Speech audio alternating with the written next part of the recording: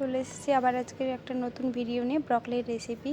পেঁয়াজ কুচি, লঙ্কা কুচি, রসুন কুচি, এদিকে ব্রকলি, গাজর, আলু আর টমেটো কুচি। কড়াই বসিয়ে দিয়েছি।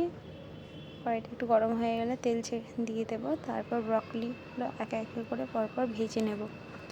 ব্রকলিটা ভাজা হয়ে গেছে, এবার গাজর আর আলু ওই একই তেলে ভেজে নেব। হালকা করে ভেজে নিয়েছি। এখানে আদা আর কাঁচা লঙ্কার একটা পেস্ট আছে। গরম তেলে একটু পাঁচফোড়ন দিয়ে দিয়েছি।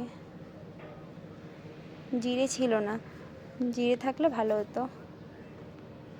রসুন কুচি দিয়ে দিয়েছি। তারপর পেঁয়াজ হালকা করে ভেজে নেব, একটু ব্রাউন ব্রাউন হয়ে যাবে। তারপর কাঁচা লঙ্কা দিয়ে দেব।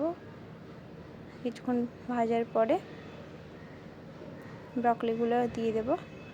ব্রকলি, গাজর, আলু সব একসাথে অ্যাড করে দেবো এর মধ্যে। দিয়ে ভালো করে এবার কষতে থাকবো। বেশ কিছুক্ষণ পরে কেটে রাখা টমেটোগুলো এর মধ্যে দিয়ে দেব। দিয়ে ভালো করে নাড়াচাড়া করে নিতে হবে।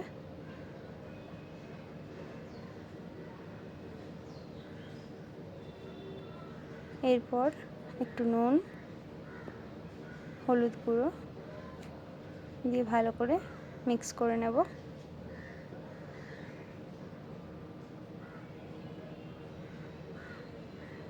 ব্রকলিটা আমার খুব একটা ভালো লাগে না এত, তো মাঝে মধ্যে খাওয়া ভালো।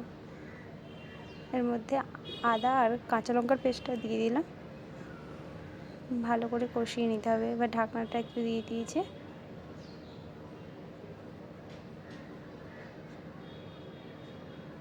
এর মধ্যে এবার একটু ঢাকনাটা খুলে দেওয়ার পর নাড়াচাড়া করে নিতে হবে। তারপর একটু জল অ্যাড করে দিলাম এর মধ্যে।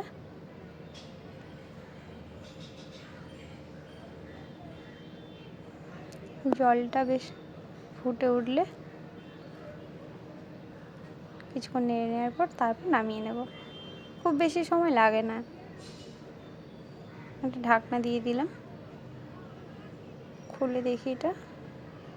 হ্যাঁ, এবার প্রায় হয়েই এসছে।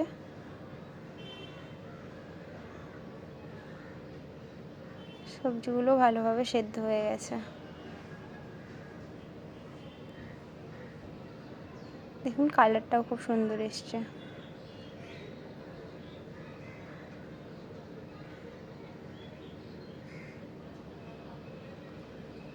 এবার নামিয়ে নেব। আমার ব্রকলির রেসিপি রেডি। কার কার পছন্দ কমেন্ট করে জানাবেন।